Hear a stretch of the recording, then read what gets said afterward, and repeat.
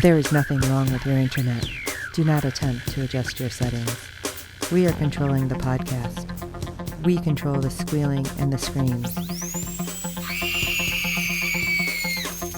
We can make your heart flutter, your eyes blur from tears, or sharpen your mind to crystal clarity.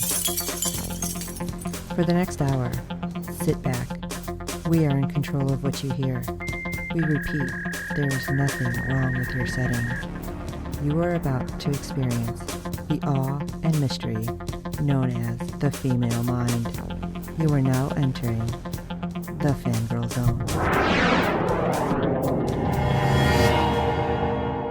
We will continue exploring, discovering new worlds, new civilization. Welcome to the Captain's Chair, a podcast on all shows in the Star Trek universe on the Fangirl Zone. I'm Chief Engineer Steve, and joining me on this mission into the unknown is... Redshirt Dave, as usual. Glad to be here. Tonight we'll be discussing Episode 5 of Season 3 of Star Trek Discovery. Episode 5 already, Steve. I know, we're getting close to being halfway through already. I know, it's incredible. Yeah, but we did get some movement in this episode, which I thought was fascinating. Oh yeah, concerning what? Oh, a couple things.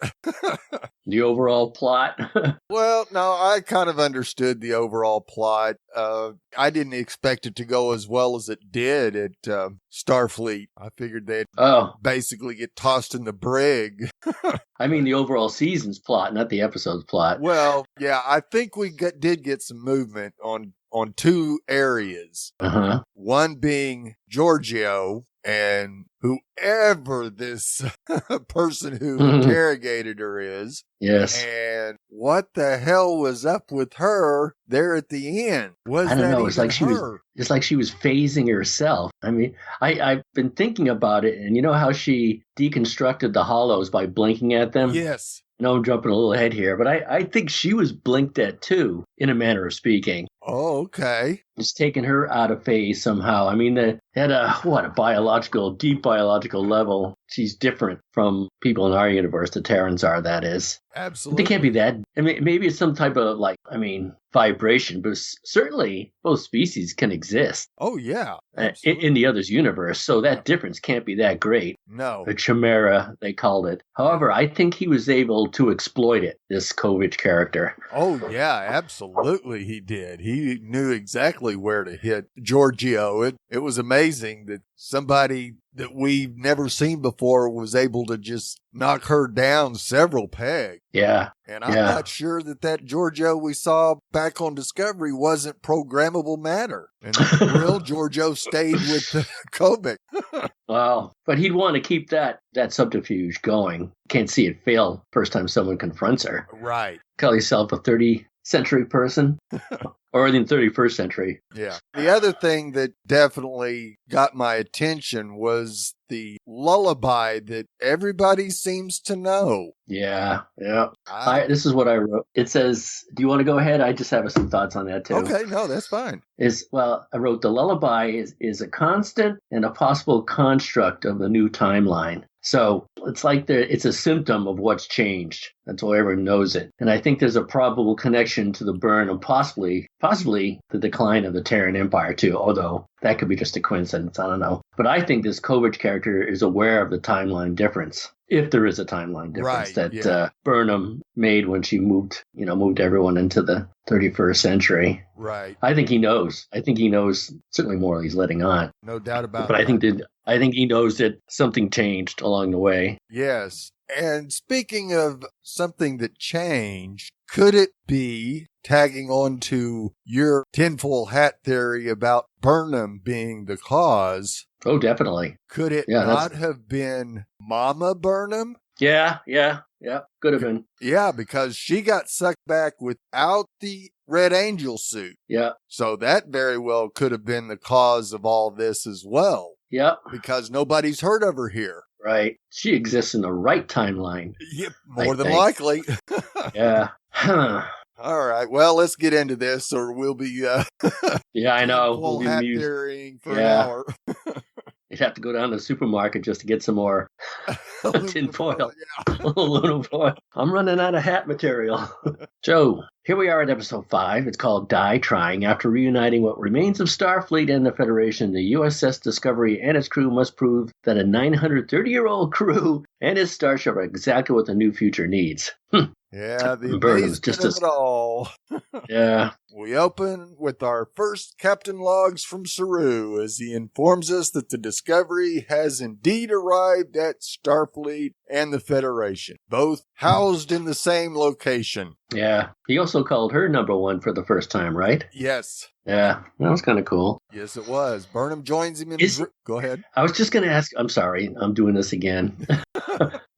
This is just a Navy thing that bothered me about rank and captaincy. He's not a captain, is he? Was he ever promoted to captain? Strictly captain to rank? I'm saying this because when you captain a ship, you can be referred to as captain. When Burnham took the ship to find the seed bank, yeah, they kept calling her commanders. It's okay for her to be called captain because she's holding the captaincy of the ship. I think it's like, here's some boomer talk for you. It's like McHale, Quint McHale from McHale's Navy. Yes, he was a lieutenant commander, but he was captain of the ship. Right. So I don't know. I'll have to look into that deeper. There's a tangent. I didn't mean to take us down, but since he's the captain's log, I don't know if he's strictly a captain though. Right. Yeah.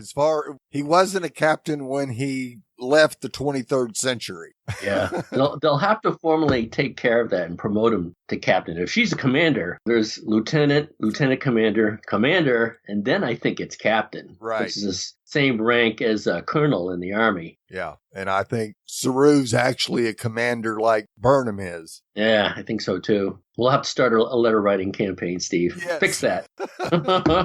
So Burnham joins him in his ready room and wonders if she'll get any more information on the burn or her mother. Not likely. Yeah, not yet. They arrive on the bridge where Detmer informs them that Discovery has arrived at the Federation headquarters, but all they see is a distorted starfield on the view screen. A security measure to mask the location, but Saru says Discovery is expected and orders Detmer to fly the ship forward. So if it's a security measure to mask location, how come you can see the distortion? Yes. Not is that just for us? Cloaking field. Yeah. They got to talk to the Klingons and the Romulans. That's not how you do it. No. As it pierces the distortion field, the crew is amazed to see the interior is a massive toroidal space generated by glowing platform at the center with multiple starships inside. And elsewhere on the ship, Stamets and Reno and dozens of other crew members also crowd around the windows in amazement. That's kind of funny, as they're really actors. I don't want to spoil anyone's bubble. Yeah. But when you're an actor, even though I think they're real, you have to walk up to this fake window and stare into fake space. Right. And act super happy. Yeah. And cool. That's what constantly amazes me. They all seem genuinely happy. Look at that. Yes. What, you mean that tennis ball hanging from the roof by a string? Yep. And Bryce hails headquarters to report their arrival and are responded to with a scan. Of course they're going to be scanned. Yeah. A little surprised they weren't contacted verbally, though. Yeah. Detmer reports she's lost helm control, and Bryce reports that headquarters will dock the Discovery remotely and has ordered Saru, Burnham, and Adira Tal to beam over. I'm kind of surprised they didn't pull Earth Defense Force movement and just beam them over there themselves. Yeah. I'm surprised they didn't have some type of hologram stand on the bridge, at least, as a form of communication. Right. Yeah, and the way Vance was, you'd kind of expected that that's what he would have done. He would have been hollow projection over until he got more comfortable with who they actually were. Yeah. I was watching Thor Ragnarok last night, and Thor's in prison on the prison world, and Loki comes to visit him. And so Thor picks something up and throws it right at him, and it disappears through him. And Loki goes, "Well, you didn't expect me to personally come here, did you? I'm not that dumb." Burnham surmises that Starfleet scans were precise enough to recognize the tall symbiote. Must have been. Yeah, I guess so. Saru leaves the con to Nielsen, and the three beam directly over to the bridge. Have we discussed that Nielsen, his actress, was the original Amira. Amira, yeah. Did we cover that? I'm sure everybody knows. I think we did, yes. Okay, that's good. So yeah, what? But it's funny. Some of the reviews are like, "Who is this person?" And it's like, "Come on, guys, do your homework. You know who that is." Yeah, I know. Did she have a problem with the makeup, and that's why they had to get someone else play Amira the second season? I think that I read that somewhere. Yeah, anyway, that's wow. probably true. Yeah. Boy, you don't have to call me Dave. You can call me Tangent because I'm just spinning off all over the place, musing. Anyway, Steve, not quite the greeting they were looking for. I wrote in my notes, greeting was as frosty as Admiral Vance's hair. Yes. Oded Fair. Is it fair, or do you pronounce it? Or Ferrer? Anyway, Oded as Admiral Vance. He has automatic gravitas to him, especially with that gray hair. Yes. Much different than his mummy role, that's for sure. Yeah, I know. He always reminded me, he always looked like George Harrison to me. Some more boomer talk. And now everyone's like Googling, who the heck is George Harrison? Right. Come on. So, from Admiral Charles Vance, we learned that the Federation now consists of 38 planets, down from a peak of 350. Ouch. Saru's native Kaminar is a member in the presence of the Emerald Chain, an Orion-Andorian alliance controlled by Osira, is detected by the USS Cuyahoga in the Sigma Draconis system. Cuyahoga. There was an REM song. That's not quite boomer talk. No. Getting there, though. Yeah. Saru and Burnham bring Vance up to speed on Discovery's history, the spore drive, and the sphere data. But the lingering effects of the 30th century wars related to the temporal accords leave the Admiral reluctant to trust time travelers. That was part of this. When we were first talking about the lullaby, Yep. there's some cognitive dissonance there that I haven't quite put my finger on yet. They're talking about temporal wars that led to these accords. I wonder if there really were wars, or they thought there were, or that's part of the construct they're not aware of. Something like that. I don't know. I haven't put my finger on it yet. As you said earlier, we don't have enough aluminum foil to jump down that rabbit hole yet. Vance intends to refit Discovery and reassign the ship's crews, causing Burnham to secretly encourage Saru to illegally obtain records regarding an illness infecting Keeley refugees. Man, she hasn't learned anything. No, this is... She has a thing for authority. Century Burnham, that's for sure. Yeah, I know. 930 years older and she hasn't changed a bit. Burnham wants to find a cure in order to prove the crew's worth, but the captain insists on following proper protocols to get the data. Yay. Finally, someone who follows protocol. The crew is informed of this decision by Saru in the cargo bay, but encourages them to let the process work. Holographic interrogators question the rest of the crew, including Tilly, who, after I got my hair blown out, I became a Terran Captain Dominatrix. They should have had some real people, because even the holo interrogators were like, what? Yeah.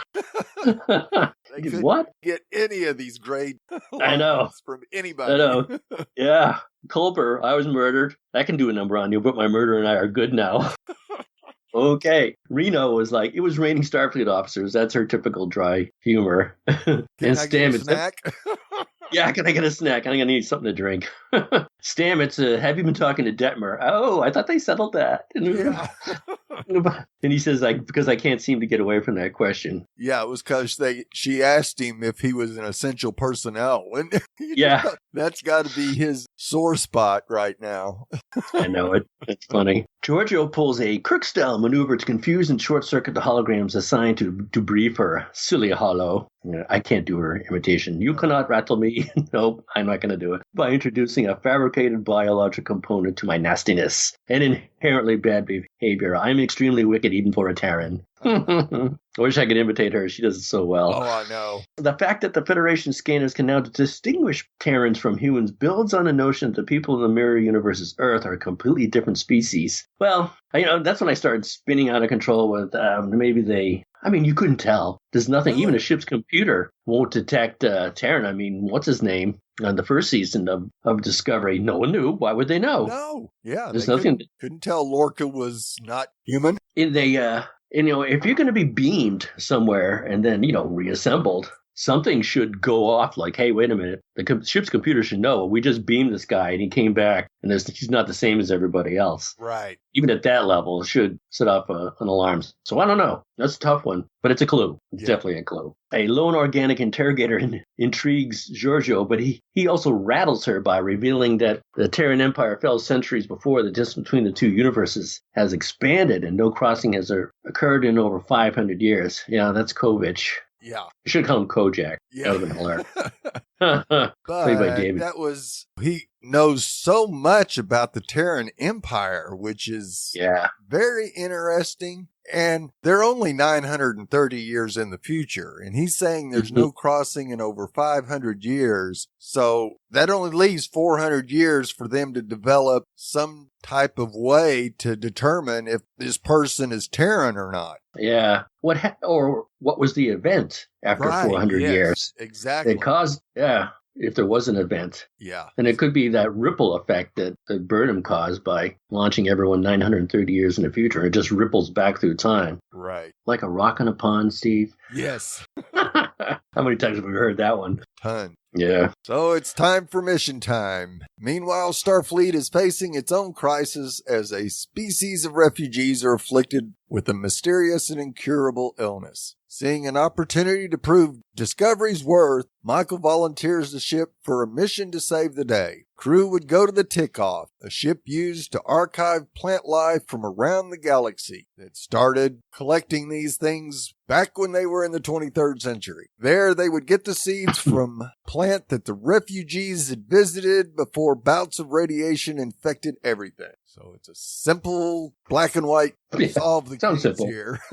Right. Those seeds would allow them to make an antidote and save countless lives. Now, of course, it was interesting to hear Vance tell him that it would take 5 months to get to the Tick-Off. And Burnham goes, well, I can be there and back in no time. Yeah, at least she didn't put an L up to her forehead when she said that to him. Right. Yeah, Vance begrudgingly agrees, but makes Saru stay behind as collateral, leaving Michael to command this high-stakes away mission. I thought she was pretty impressive as a commander, too. Well, as the ship's captain. Oh, take charge. Yes, right away. They're and of course, he has his security officer Willa join them. Yeah, I think you got it backwards though. You keep Michael and send the guy you can trust, not the smartass who's been giving you a hard time since she met you. Exactly. Oh well.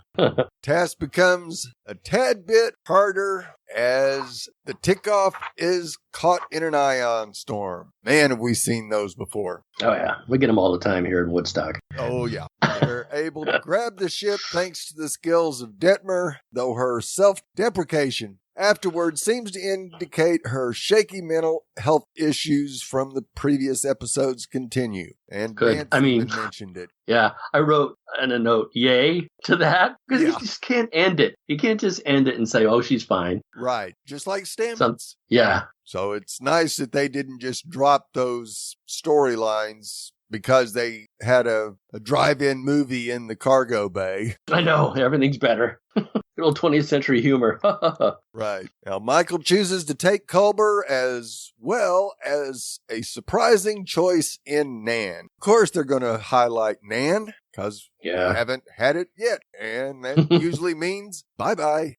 Yes, I know. Suddenly you're in the forefront. Yes. That can't be good for you. No. Of course, the Tick-Off was last inhabited by a Barzan family, making the security officer of great use, even though she has not seen any of her kind since joining Starfleet. 3 find the Tick-Off overgrown with plant life. That was kind of cool. Yeah, it was. And you think, well, what's wrong here? That shouldn't be here. It's not plants. Right. Now, the atmosphere allows Nan to let her hair down, and she is struck by a hologram of the previous occupants playing together. Did you notice anything about her eyes? Yeah, they changed. They did? Yes. How? I think they got darker. Well, being in her home atmosphere. She didn't. I didn't notice a change. Yeah. I even looked for it. I'm like, Burnham goes, your eyes. I'm like, yeah, what? Yeah. Maybe it was too subtle. Too subtle for me, Steve. And that ship was pretty dark, so it was kind of hard to Yeah. tell. Now, she remarks to Culber that the Barzans are known for diligence and poverty, and that her family was devastated when they found out she would be joining Starfleet. Okay. Don't you want to live in poverty? No. Yeah. But as she checks the logs of Patriarch Dr. Addis, they realize things on the Tikoff are much less homey than it seemed. Culber finds the Addis family cryogenically kept, but all are dead. Yeah. He said, well, the reason why you keep someone frozen like that is so you can bring them back when you find a cure, but they're already gone. Yeah. We know they're already gone, Culber. They're dead. That's why he froze them. Right.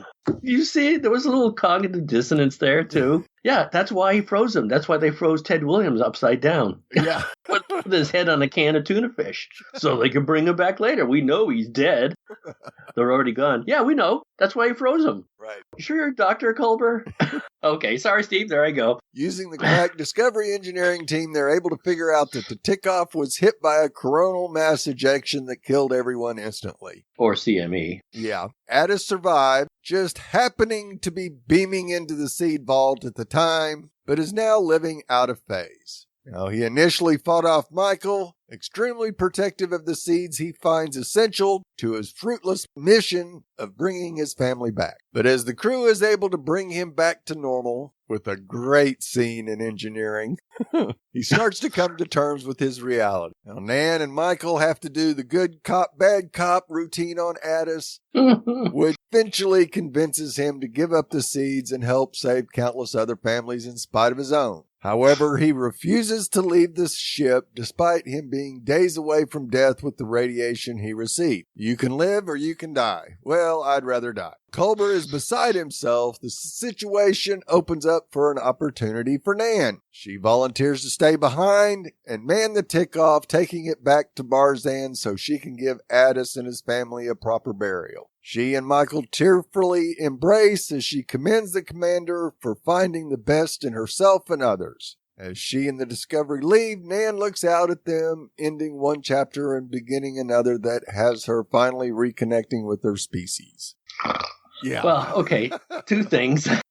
I guess we're to understand if you have the coronal mass injection and the radiation, you can't be brought back from it? Is that, or did he think they died from something else? Yeah, I don't think he realized what actually killed his family. Yeah. And in the 31st century, there's no cure for radiation.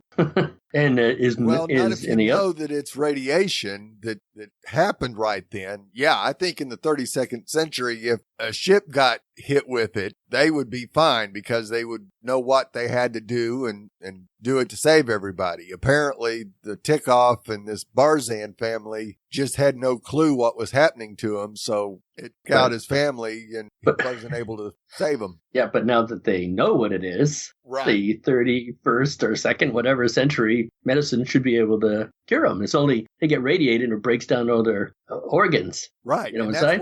what Culber couldn't figure out why Addis didn't want to be cured. And it's just because they can't bring the family back, I think. Why not? Sorry. Well, yeah, you can. Well, we've only seen Spock be brought back from the dead. That's so 23rd century. Yeah. True. I know. Okay.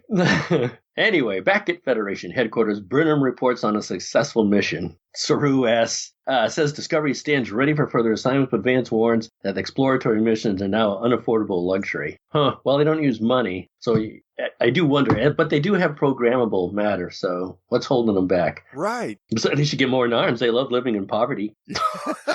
Is that deal? They need more Narn influence. And what do they have? A single Narn, and what do? Leave it aboard a seed ship. Way to go. Saru tells Vance about the Dark Ages, time before the Renaissance, where humanity was plagued by war and disease. But an artist named Giotto helped launch the Renaissance by discovering three-point perspective, and the technique was used in two-dimensional art to represent three-dimensional depth. That was kind of cool. Yes. A nice metaphor, analogy. Yes. But even he had a little Burnham in him there, like, let me explain this to you so you can understand it. It's a good thing he didn't get slapped in the brig, too. Yeah. And that inspired humans, Saru says, and Discovery's unique perspective could help the Federation of 3189 look up to the stars. Yes, 32nd century. We are. Yes. Vance admits they had been in triage for a long time, and Burnham urges to keep Discovery together with its crew. But Vance warns they are not yet dealt with the trauma of time travel, noting particularly that Detmer is unstable. Yes, second reference to that. But Burnham says they trust her. Well, it's a good thing she has her buddy Joanne sitting up at the comms with her, too, because she always has to lean over and tell her, like, you got this. Yeah. Better not take Joanne off the bridge. Vance relents, but says Discovery will go where he says when he orders it. Okay, I'm good with that. I like nice hair. Burnham asks about the burn, but Vance says there's not enough data to support any theory about its origin and says the Federation is a more immediate concern. I don't know. More cognitive dissonance there, Steve. Yeah. Is this multiplicity of theories deliberate? I mean, that's when I go back to this Kovich character. He knows something. Oh, yes. He absolutely knows something. And no, I just really don't think they have a clue as to what made the dilithium inert. They just ain't figured it out, and it's going to be funny when our 23rd century scientists are able to figure it out, and their 30th century scientists weren't, so.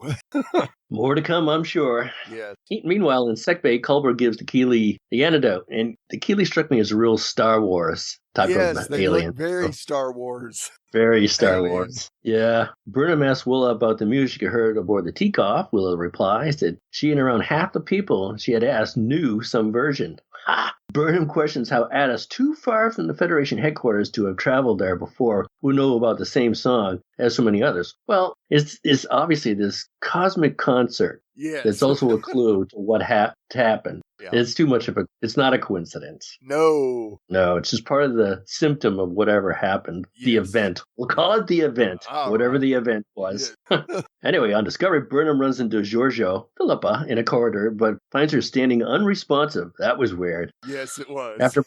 After prompting her several times, Giorgio finally responds and brushes off Michael's concerns, but herself looks worried as she walks away. Boy, did she ever. Yes. And you've never seen her look that way. No, I don't know if she suspected Burnham or she suspected herself. She's definitely shaken. If she's shaken, and then you theorize she's not even she. Yeah.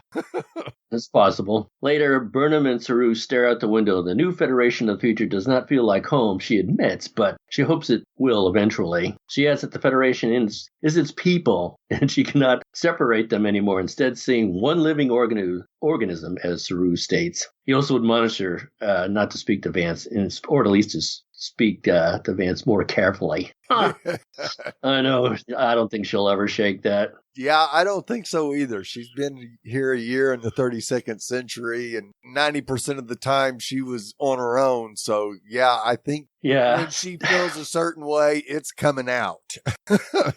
She was like that before she hooked up with good old Book. I mean, yes. And it's so strange. One. Yeah. Ever since season 1, exactly. And yeah, she was arrested and thrown in jail. They're going to throw her in jail. She couldn't keep her trap shut. So I had something sticking in my mind about, there's that incongruency that she was raised as a Vulcan. Right. Logic over everything. Now she doesn't see the logic in anything. And she argues with everything. Where'd that Vulcan upbringing go to? Well, we saw it in season 2 for the most part. But yeah, season 3, not a clue where it's gone. Yeah. Anyway, you ready for some Easter eggs? Oh, yeah. I don't know if I have any boomer talk. We already covered McHale's Navy. Yeah, that's probably That's a good one. McHale's Navy and George Harrison. Everyone looked that up. Yep. There was the greatest singing crew ever. Look that up, non-boomers. Yeah. Okay. Among the Federation starships seen near the Federation headquarters was the USS Constitution. That was cool. Yes. The original Enterprise was a Constitution class. Yes, Is that correct? Yes. Yes. We had the USS Voyager J. Looked pretty close to the original Voyager. Yeah, there's going to be some discussion about that. Yeah. There's the USS Nog and the USS Armstrong. According to Alex Kurtzman, the Nog was named after Starfleet Officer Nog.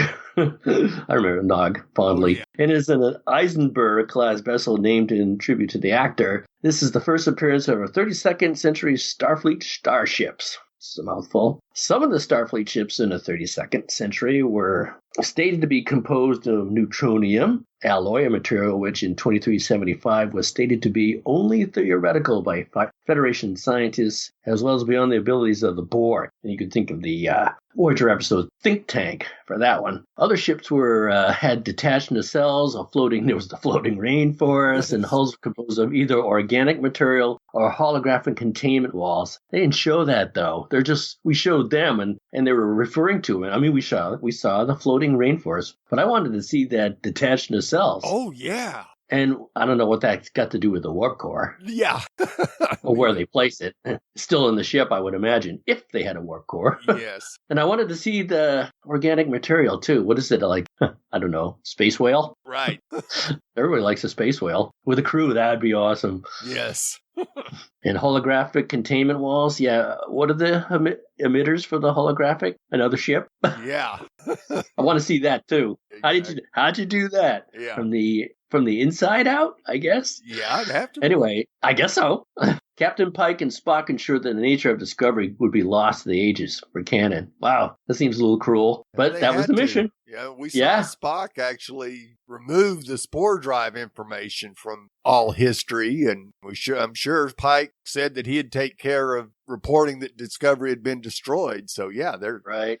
Wipe clean. Century, there's not a lot of information on Discovery. Just about zero. There was one unnamed officer that tells Admiral Vance that the Emerald Chain, an alliance of Andorans and Orions, is up to no good in the Sigma Draconis system. Emerald Chain, what do you suppose that refers to? We have the Emerald Necklace in the Boston area, but that's just a series of park that goes around Boston. Right, yeah. I don't know what that means. I mean... nothing to do with green. We'll find out. Yeah. This is the same star system from the TOS, the original series episode of Spock's Brain. And there was a huge holographic star chart at Starfleet Command. It contains the name of a bunch of planets from the entirety of the Trek canon. Some of the names are mirrored, which makes it tricky to read them all, but there's a few ones we caught, like the Ankari homeworld. This alien species comes from the Voyager episodes Equinox Parts 1 and 2. There's Cardassia Prime, the homeworld of the Cardassians, primarily from Deep Space Nine. Thalos, while attempting to read this as misspelled as Talos from the original series, it's not. Several planets in the Thalos system were referenced in both the Next Generation and DS9. There's Haley, pronounced Haley? Yeah. I guess so. Historically, this is a Klingon planet in the Beta Quadrant. It has been referenced in Discovery and the Next Generation, starting with the Next Generation episode Heart of Glory. Oh, here was a Georgiou reference. Georgiou shorts out the holograms interrogating by blinking at the same rate as their holomatrix cycles while asking them illogical questions. Why do you suppose that they chose? Don't they do everything? They don't. Are they so short on people that they need holograms, or they have a direct offshoot of the computer? And yeah, I think so. There's plenty of them walking around. Did you start?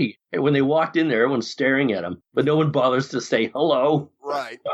Say against orders to say hi or salute. I don't know. Konoverts is a very intriguing character. Could he be from the Mirror Universe himself? Maybe. He is part of the 32nd century version of Section 31. Uh-oh. Some things never go away. And has he done something to Georgiou, as he understood Terran biology, so perhaps he got inside her head? Yeah, she definitely got her blank. That really knocked her off her pedestal that she likes sitting on top of. Absolutely. I'm sure we're going to get more of that. Well, if you watched the teaser for next week, there's something. Yes. So if you haven't watched the teaser, watch the teaser.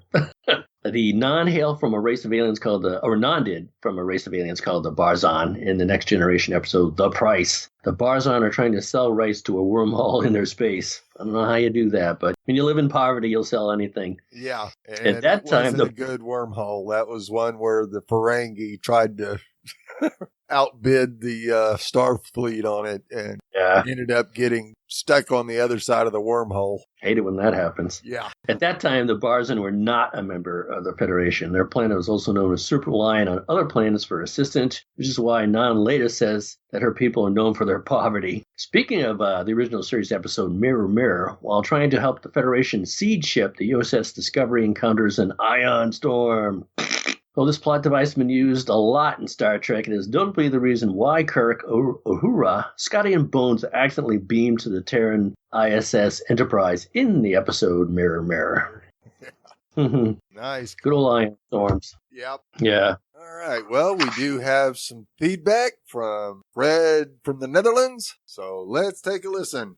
Hello, Steve and Dave. This is Fred from the Netherlands with some feedback for Star Trek Discovery Season 3, Episode 5. Very good episode. The amazement of the crew watching their arrival at Starfleet headquarters and standing at those windows really reminded me of the main crew of the original series in Star Trek The Motion Picture, where they arrive at the space dock and see the Enterprise for the first time. I really wonder if we will see at a certain time also the Discovery crew in the uniforms of the New Federation. I really can understand the mistrust of the New Federation, so that they do their checkups and need to have proof what the Discovery crew is telling them. I do understand. Although it feels for us a little bit too strict and unfriendly, certainly after everything the Discovery had to go through, but of course they didn't know. I found it a little bit a trope that when Burnham said, okay, we have to prove ourselves and after that they will trust us. Well, they did the job and at the end everything is almost okay. I'm very sad that we lost Commander Nhan, but there is still a possibility we will see her back. I still expect some tension between the Discovery crew and the New Federation, although they did manage to keep the crew at least together. And of course we can expect that at the end the Discovery crew will solve the problem about the burn. We still have some mysteries about what is happening to Lieutenant Detmer, and is it just PTSD? What is happening to Georgiou? Is the news that the Terran Empire is drifting away too much even for her? That was all for now. Greetings, all the best, Fred from the Netherlands. Well, thank you so much for your feedback, Fred. And what do you think? Is it just that the Terran Empire is no longer accessible to Georgiou that's got her so out of sorts? Or Does she think she could go back to it and be, the Emperor once again? I'm back. Yeah. Now, of course, she might have known that they were separating at the time and figured, well, maybe I can build an empire in our timeline.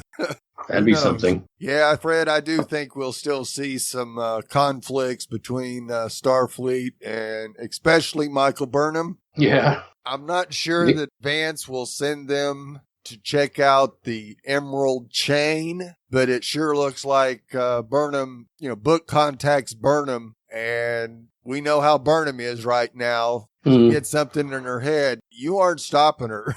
So that could become a major conflict in episode 6, that's for sure. Well, I'm glad to hear that your son did not have a bad COVID experience and his symptoms were very minor, and I'm definitely glad to hear you're still safe, doing well. Looking forward to hearing your thoughts on episode 6. We'd love to hear your thoughts on each and every episode this season and looking forward to interacting on social media with all the great fans. How can the fans interact with us, Dave? Well, Steve, they can go to www.fangirlzone.com and click on the contact link where you'll find several ways to contact us via email or through social media. On Twitter, he's at Sawyer Steve, and I'm at The Real ID Dave. Please review and rate us on iTunes, as good ratings and reviews help other fans of the show find us, as there are a lot of Star Trek Discovery podcasts out there. Tell your friends, and we do hope you're enjoying our podcast. And don't forget to check out the other great Fangirl Zone podcasts. The 6th episode is on November 19th and is titled Scavengers. So until then, remember, this is Chief Engineer Steve. Dysfunction is the team. And this is Redshirt Dave, and I may not have come up with a new theory quite yet, but I think I planted the seed.